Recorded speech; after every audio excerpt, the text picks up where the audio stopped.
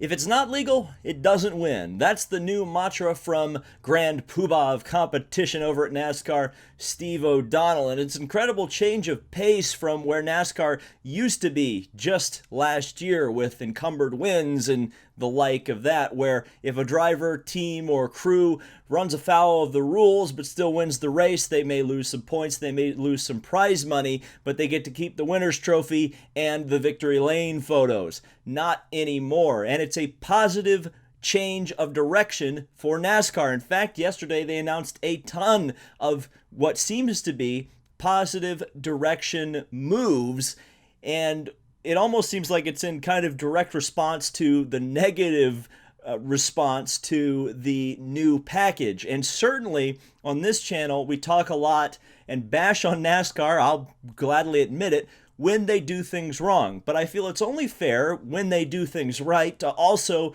raise them up and talk about the positive aspects. And this in particular is a positive move, in my opinion, and a positive move for NASCAR going forward. It's going to help a lot with the general perception of the sport as well as the legitimacy of the sport, and that's something that NASCAR has struggled with. Now, that being said, there is going to be a very healthy dose of skepticism here. I'm going to kind of predict how this may be circumvented, or the teams will be able to get around this, or maybe NASCAR will be selective with whom they give these sorts of penalties out. That being said, again, we're going to try to be as positive as possible, but we're not going to lose that skepticism because, quite frankly, NASCAR hasn't given me a whole lot of reason to believe them when they start making positive steps forward. We're also going to talk about the possibility of a 28 race schedule for 2021, and we're also going to talk a little bit about the Gen 7 rules package. So without any further ado, let's talk first specifically about the no more cheaters rule, I guess we could call it. As reported by Matt Weaver over on Twitter, NASCAR will do at-track post-race inspections next year. There will be 3 stages of penalties, and on the 3rd stage, drivers and teams will be disqualified on the spot. No win and no last place points. There will be an appeals process that will play out on Wednesday. That was generally when the actual penalties and encumbered wins and the like would be assessed. This is a major step for NASCAR, like I mentioned in the intro. It will add a major sense of legitimacy to the sport, and really, it's incredible to think that it's taken this long for them to get to this point where, oh hey, we're not going to let cheaters prosper. But not only that, it's not just going to be the first place car that gets inspected.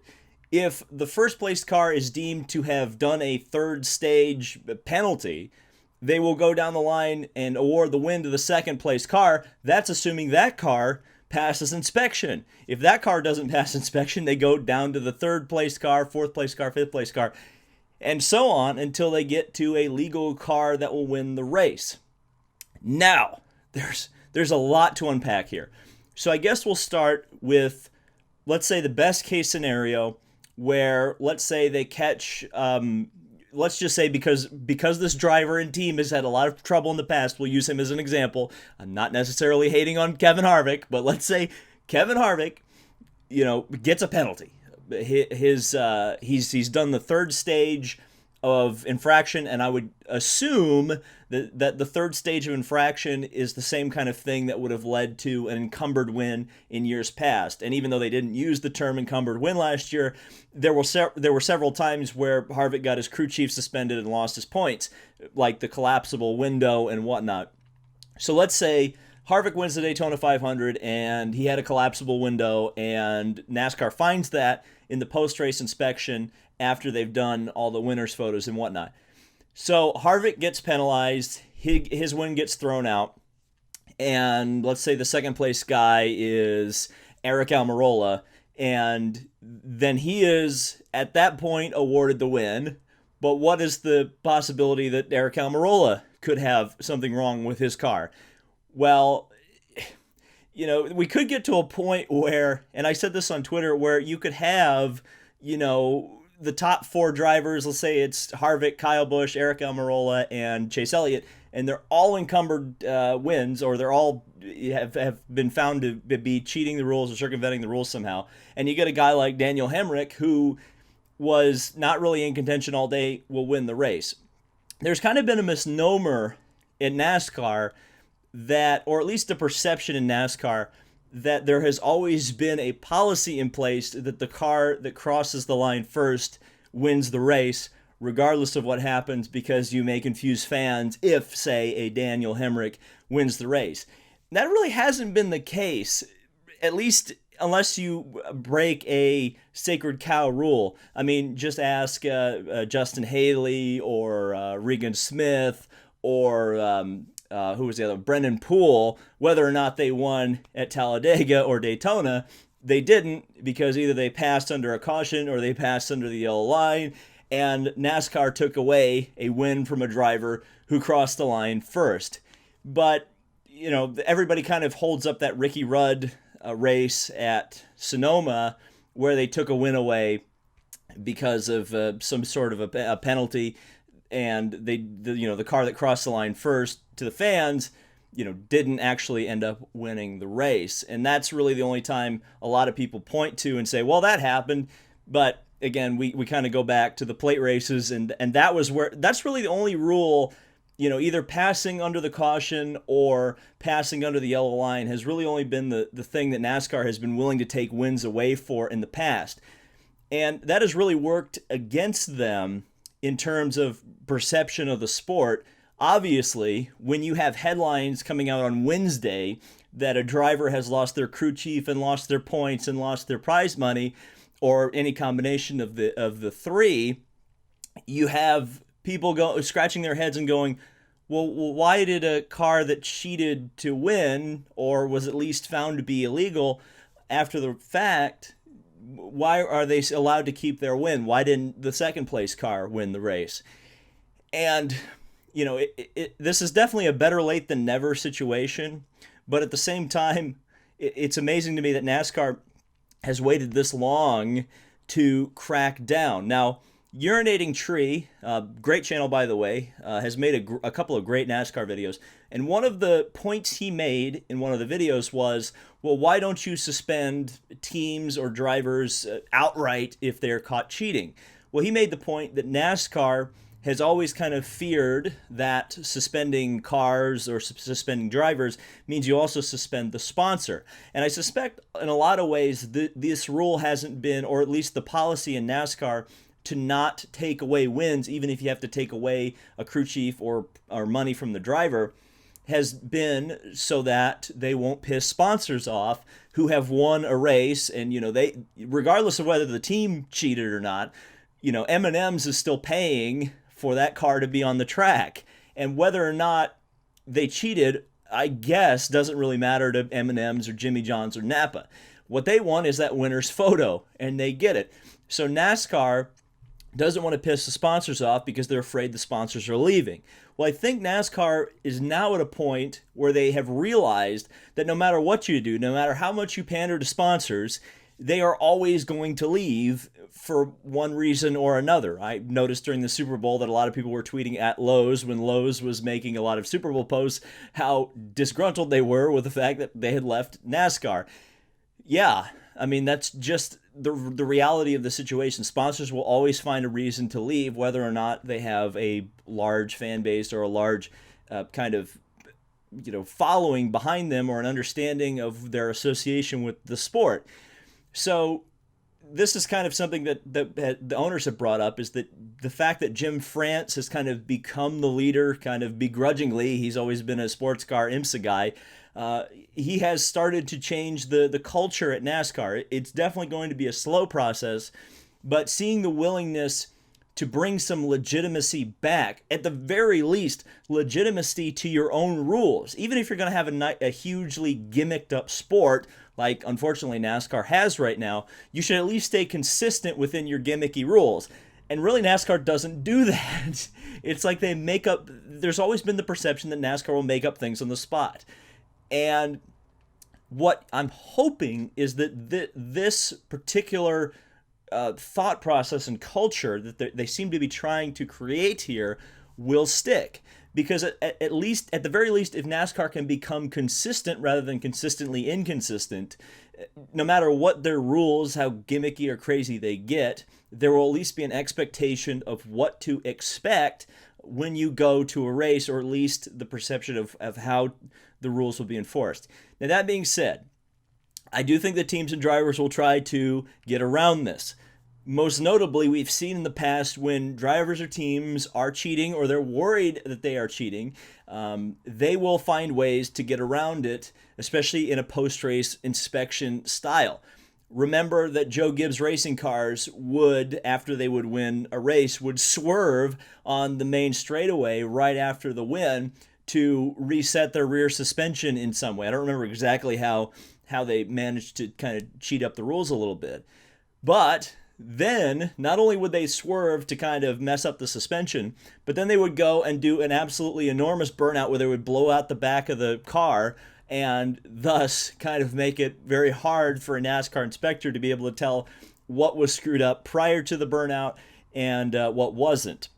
So I suspect if teams are worried about that, and now this is a bit of a tinfoil hat thing, so just, calm down, Reddit, but if teams or if you think a team is cheating, watch their burnout. If they blow the rear end of the car out, if they do a gigantic, 20-minute burnout session where the back of the car gets completely obliterated, they're probably trying to circumvent the rules.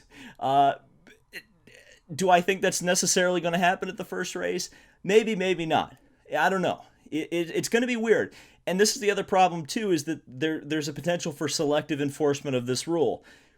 What happens if Chase Elliott is cheating, or NASCAR finds out that that car is a cheating car? Are they going to be willing to take that win away from him, and fully well knowing that the NASCAR faithful are going to flip their lid because Chase Elliott is the most popular driver in the sport, and taking a win full stop away from him will cause a lot of unrest with a certain set of the fan base?